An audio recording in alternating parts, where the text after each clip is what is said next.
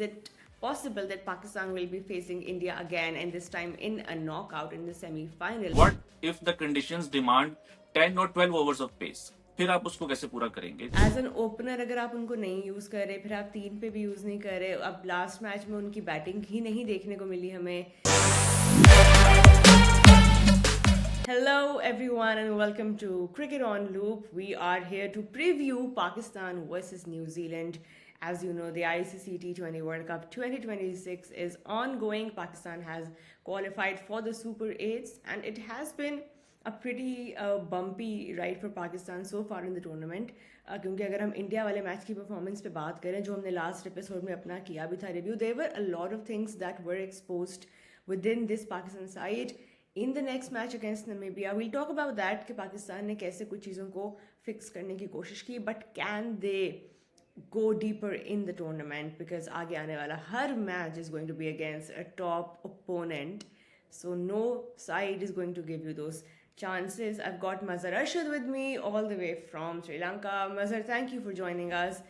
Let's start by thinking about how Pakistan will be approaching this match, because जैसा कि मैंने कहा कि अब कोई रूम फॉर वो नहीं है कि आप कोई भी मैच को as an easy match consider करें. पहले भी नहीं करना चाहिए था बट अब तो बिल्कुल भी नहीं है. Looking at New Zealand as an opposition, Pakistan किस हेड स्पेस में होगा? They did beat Namibia by a very good margin. They needed to do that to get that confidence back जो उनको इंडिया के अगेंस्ट उन्होंने थोड़ा सा लूज़ किया था. But how will be Pakistan approaching this match against New Zealand? I think थोड़ा सा मेंटली रिलैक्स होंगे क्योंकि इंडिया वाला जो एक डेंट था उसके बाद लग रहा था कि एक बहुत ज्यादा पैनिक भी है पाकिस्तान के कैंप में, और वो हमें नजर आया पाकिस्तान की प्लेइंग 11 में कि नंबर 9 तक जो है वो बैटिंग थी और फहीम अशरफ या कोई ऑलराउंडर ने आके नंबर 9 पे बैटिंग करनी थी. तो वो आई थिंक कि वो जो इंडिया के अगेंस्ट कोलैप्स हुआ था उसकी एक रीजन थी. Even though Namibia is a low rank team but still Pakistan they were worried about their batting. But I hope के उसके बाद थोड़ा सा कॉन्फिडेंस रीगेन हुआ होगा. आई थिंक इतनी ज्यादा लंबी बैटिंग की जरूरत नहीं है, फिर आप बॉलिंग पे कॉम्प्रोमाइज करते हैं. बट जो आपका क्वेश्चन है उसका शॉर्ट आंसर ये है कि Pakistan will be going with lot of confidence now in the game against New Zealand. Right, and looking at this game and the last game as well, हम पहले बात करें एक बहुत important चीज़ की. A lot of people also talked about this after the India game कि बाबर आजम की utilisation क्या हो रही है. क्या वो एज एन ओपनर अगर आप उनको नहीं यूज़ कर रहे, फिर आप 3 पे भी यूज़ नहीं कर रहे, अब लास्ट मैच में उनकी बैटिंग ही नहीं देखने को मिली हमें क्योंकि काफ़ी ज़्यादा क्रिटिसिज्म आ रहा था कि what are the established players doing, which I think is a fair critic कि आप इतने सालों से टीम के साथ हैं, why don't you perform when it really matters. So against Namibia we did not see Babar bat. उसके पीछे क्या थिंकिंग थी? आपने अगर बैटिंग में उनको नहीं लाना था तो फिर आप उनको मतलब आप उनको बिठा देते उस मैच में और किसी और को चांस देते. बट इस टैक्टिक के पीछे क्या रीजनिंग थी?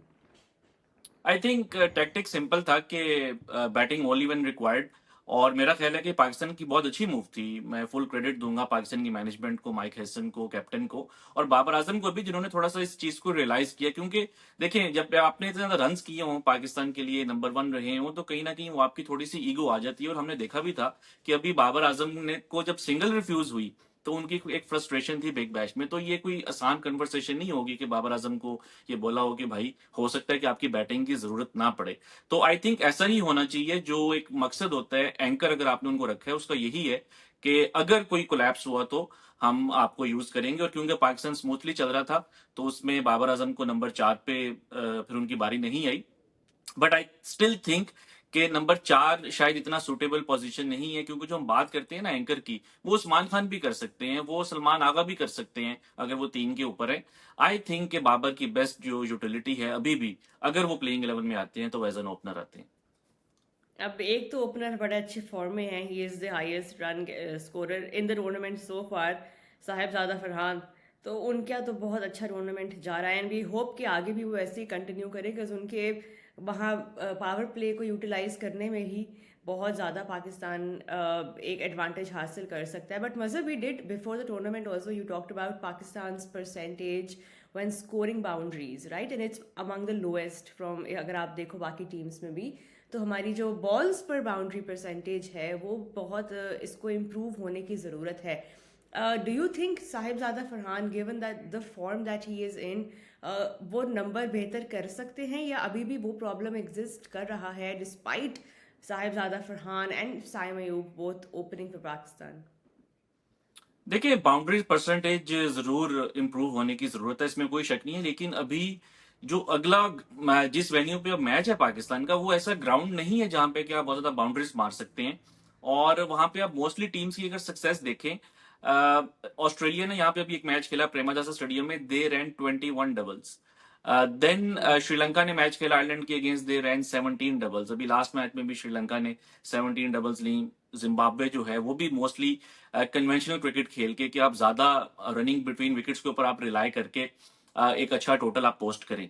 तो ये वो चीज थी जो कि पाकिस्तान ने मिस किया। आई नो कि लोग समझेंगे कि शायद तो हम कोई अपना कंट्राडिक्ट हम जो है अपनी बातों से जो है वो कंट्राडिक्शन कर रहे हैं, बट आपको बात वेन्यू भी देखना होता है। प्रेमादासा स्टेडियम में बहुत ज्यादा बाउंड्रीज नहीं लगेंगी। तो आई थिंक उसके साथ साथ जो हम बात करते हैं स्ट्राइक रोटेशन की, वो इस ग्राउंड में बहुत इंपॉर्टेंट होगी। आप 170 180 यहाँ पे सिर्फ बाउंड्रीज के साथ नहीं कर सकते। आप जितने भी यहाँ पे मैचेस देखें जो रिसेंटली हुए हैं, तमाम मैचेस में इस तरह के फेजेस आए थे कि 7-8 ओवर्स के अंदर जो है वो कोई बाउंड्री नहीं लगती थी, मगर फिर भी जो टीम्स है वो 170 175 कर रही हैं। तो आई थिंक क्योंकि बाउंड्रीज बढ़ी हैं यहाँ पे, तो इस चीज को जो है वो Yeah. काफी देखना होगा। मतलब New Zealand have also really shown कि उनकी टीम के पास वो बैलेंस है, वो डेप्थ है कि वो इन कंडीशंस में भी आपको नज़र आती हैं going deeper in the tournament. तो ये कभी भी उनका एक्सक्यूज़ नहीं रहा कि वो स्पिन फ्रेंडली कंडीशंस में नहीं खेलते हैं इतना. तो उनके पास उस तरह की ना बैटिंग के स्ट्रेंथ है टू टैकल स्पिन, ना उनके पास वो बॉलिंग ऑप्शंस है. They always come to these tournaments pretty well prepared, and even in this one we are seeing them. एक ही मैच वो अभी तक हारे हैं अपना ग्रुप स्टेज में, बाकी उनका एक अच्छा रिकॉर्ड रहा है in the group stage. So as an opposition what can we expect from New Zealand, and who can be a threat for Pakistan in that New Zealand side? देखिए, एक तो पाकिस्तान फैंस के कॉन्फिडेंस के लिए और टीम के लिए भी कि पाकिस्तान का न्यूजीलैंड के अगेंस्ट रिकॉर्ड अच्छा है, और आई होप के या वी होप के ये अच्छा ही रहे। क्योंकि पाकिस्तान सिर्फ 2 मैचेस हारा हुआ है न्यूजीलैंड से T20 वर्ल्ड कप्स में, और 5 मैचेस जीता भी है। 2022 में सेमीफाइनल भी हराया था। मगर ऑब्वियसली T20 एक ऐसा फॉर्मेट है कि जो उस दिन अच्छा खेल जाए, या इनफैक्ट कोई एक फेज को डोमिनेट कर जाए, तो रिजल्ट डिफरेंट हो सकता है। और आपने जो बात की न्यूजीलैंड की तरफ से कौन थ्रेट हो सकता है, आई थिंक उनके जो 3 बैटर्स हैं, Tim Seifert, Finn Allen and Glenn Phillips. ये फिलिप्स का तो पाकिस्तान के अगेंस्ट ओडीएस में अच्छा रिकॉर्ड है, T20 में तो वो कुछ भी। ज्यादा ही पसंद है पाकिस्तान जी जी, T20 एज में अ. उनका इतना अच्छा रिकॉर्ड नहीं है against Pakistan, but you never know कि वो उस इम्बैलेंस को जो है वो ठीक भी कर सकते हैं। But I think major threat ये है कि उनके जो ओपनर्स हैं दोनों, Finn Allen and Tim Seifert, दोनों बहुत अच्छी फॉर्म में हैं। और यहाँ पे थोड़ा सा आई थिंक अब पाकिस्तान को शायद मैचअप्स को देखना होगा। साइफर्ट को जो मैंने थोड़ा बहुत फॉलो किया है, अभी सीपीएल में भी वो खेल रहे थे, उसमें वहां पे भी उन्होंने एक सेंचुरी की थी। उन्होंने रिसेंटली राइट आर्म पेस के अगेंस्ट स्ट्रगल किया है। अब पाकिस्तान के पास करंटली राइट आर्म पेसर हमने प्लेइंग लेवल में नहीं देखा। फहीम अशरफ हैं, बट पार्ट टाइमर हैं। तो आई डोंट नो कि क्या सिर्फ एक बैटर को लेके पाकिस्तान इतना ज्यादा डेटा को फॉलो करेगा और नसीम शाह को खिलाएगा। बट स्टिल आई थिंक दोनों ऑप्शंस होनी चाहिए आपके पास। एक लेफ्ट आर्म पेसर भी होना चाहिए, और एक क्योंकि लेफ्ट आर्म पेसर ट्रबल करता है ग्लेन फिलिप्स को, और राइट आर्म पेसर ट्रबल करता है टिम साइफर्ट को। फिन एलन का तकरीबन तमाम बॉलिंग अटैक्स के अगेंस्ट अच्छा record. And what can we expect in terms of the changes to both sides for the match in our Premadasa Stadium? It's not really very batting friendly. जिस तरह आपने कहा, not teams will not be looking to go big in terms of those runs. लेकिन क्या what can be a good par score on this ground? And according to that, do you think Pakistan, पहले तो बताएं, will make any changes, or it's unlikely? देखिए, runs होते हैं प्रेमादासा में। अगर आप इस टूर्नामेंट में भी यहाँ पे जो मैचेस हुए हैं, अगर आप उनमें एवरेज टोटल देखें तो वो अर्ली 170s के अंदर है। तो 170 तक रन्स हुए हैं, लेकिन रन स्कोरिंग का जो मेथड है वो बहुत डिफरेंट है। जैसे मैंने आपको बताया कि मोस्टली यहाँ पे टीम्स डबल्स बहुत ज्यादा ले रही हैं। और मैं आपको एक स्टैट बताऊं कि T20 वर्ल्ड कप के अंदर जो एवरेज डबल्स होती हैं एक इनिंग्स के अंदर, कंप्लीटेड इनिंग्स के अंदर, वो 9 है। मगर प्रेमादासा में हमने देखा है कि श्रीलंका ने, ऑस्ट्रेलिया ने, इन्होंने 17 to 20 तक भी डबल्स ली हैं। तो सिर्फ आपका स्कोरिंग पैटर्न जो है वो थोड़ा सा डिफरेंट है यहाँ पे, और वो अब पाकिस्तान को देखना होगा। अब जहां तक बात है चेंजेस की, देखें पाकिस्तान की अभी तक प्लेइंग 11 बहुत अनएक्सपेक्टेड रही हैं। जिस तरह हमने बात की कि पिछले मैच में तो नंबर 9 तक बैटिंग थी, तो आपके सिर्फ दो ऐसे प्लेयर्स थे जो कि सिर्फ अपनी बॉलिंग की वजह से खेल रहे थे, सलमान मिर्जा एंड उस्मान तारिक। तो अब शायद पाकिस्तान विनिंग कॉम्बिनेशन को ना चेंज करे, मे बी फखर को लेकर आए, उनको मिडिल ऑर्डर में एडजस्ट करें, I don't know, but Pakistan की जो चेंजेस हैं उनको भी आप फिलहाल प्रेडिक्ट नहीं कर सकते।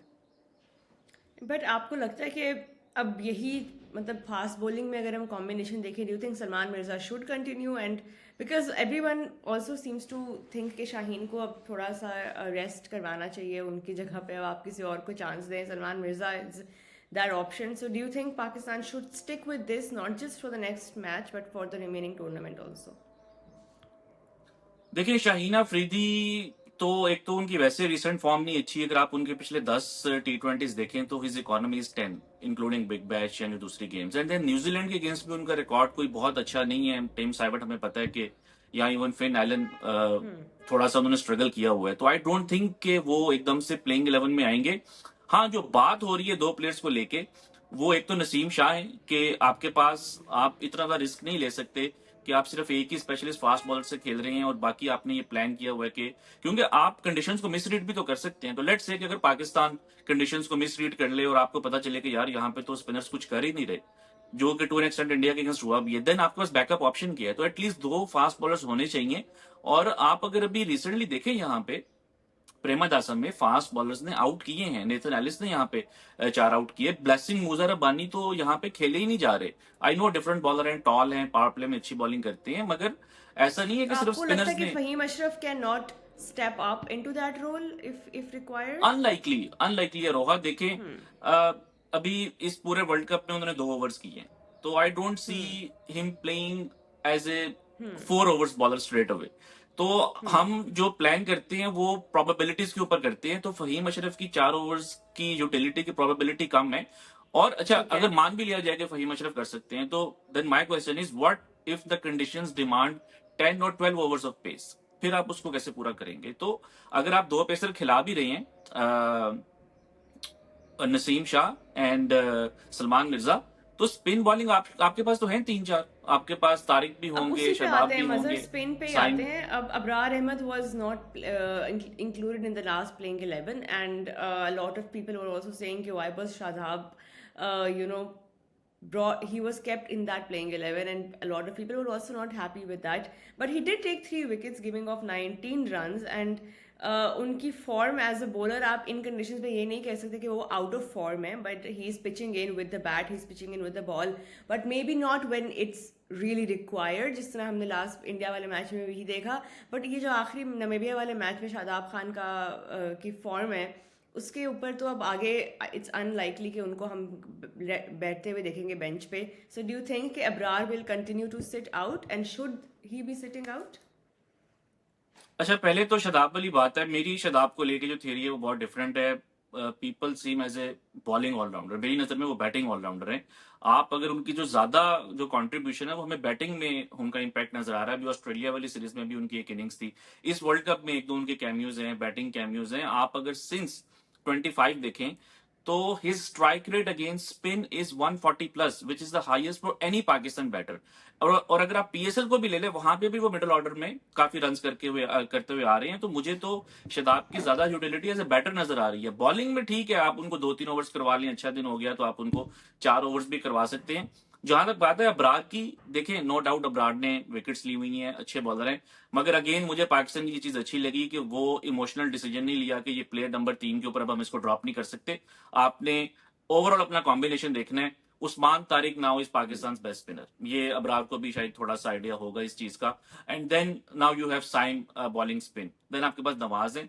तो आई थिंक शायद ठीक है कि अगर अबरार नहीं भी आ रहे प्लेइंग 11 में। चले देखते हैं, जिस तरह आपने कहा कंडीशंस को रीड करना बहुत इंपॉर्टेंट होगा। एंड मज़ा लास्टली फैंस की जो कैलकुलेशंस और स्पेकुलेशंस हैं वो अब यहाँ तक पहुँच गई हैं कि is it possible that Pakistan will be facing India again, and this time in a knockout in the semi-final, because वहाँ से अगर वो अपना ग्रुप टॉप करते हैं और यहाँ पे पाकिस्तान अगर सेकंड भी आता है तो that's the more likely face off. how possible is this? You are the stats guy, you are the probabilities guy, you are the numbers guy. कितना possible है ये कि ये दोबारा से होगा इस टूर्नामेंट में? वेरी स्ट्रांग पॉसिबिलिटी एक्चुअली, क्योंकि इंडिया जैसा कि उनका रिकॉर्ड है तो हम ये एक्सपेक्ट कर रहे हैं कि वो अपने ग्रुप को टॉप करेंगे. I mean no respect disrespect to other teams, but India they are likely to win their group. Pakistan हमें पता है कि थोड़ा रैंकिंग में भी नंबर 6 के ऊपर है, but I think they can beat England या न्यूजीलैंड या श्रीलंका. तो पाकिस्तान अगर यहाँ से 2 मैचेस जीतता है तो एक है स्ट्रॉन्ग एक प्रोबेबिलिटी है कि पाकिस्तान नंबर 2 के ऊपर फिनिश करेगा. And if it happens then it is India versus Pakistan semifinal once again in Colombo. तो लेट्स सी. फैंस तो चाहते हैं कि ज्यादा हाई प्रोफाइल मैचेस हों, और इंडिया पाकिस्तान की तो एक अपनी हाइप होती है, तो यकीनन एक पॉसिबिलिटी है. और अगर सेमीफाइनल में नहीं तो फाइनल में भी मिल सकते हैं. अच्छा, हम बहुत आगे चले गए. पहले हम न्यूजीलैंड के साथ मैच जीते. आज की प्रीव्यू में हमने बहुत कोशिश की कि हम कवर करें. ऑफ कोर्स इंडिया के अगेंस्ट मैच में बहुत चीज़ें एक्सपोज हुई हैं. To be honest with you, हुई ज़ख्म अभी तक जो है वो बहुत फ्रेश हैं, और वो उस फ्रेश ज़ख्म के साथ हमने नमीबिया का मैच भी देखा. क्योंकि हम तो पाकिस्तान क्रिकेट फैंस हैं, हम कभी सीखेंगे नहीं, हम तो फिर टीवी लगा के बैठ जाएंगे और हम अपनी टीम को सपोर्ट करने के लिए पहुंच जाएंगे. तो नमीबिया वाला मैच अच्छे मार्जिन से जीत के पाकिस्तान अब न्यूजीलैंड को फेस कर रहा है in their upcoming clash. It is the group 8 stage now. Everything is going to be, जिसे कहते हैं ना, सुपर 8 स्टेज में every match is important and every match holds that relevance, and you can not take any team lightly because you're looking at that semi-final spot.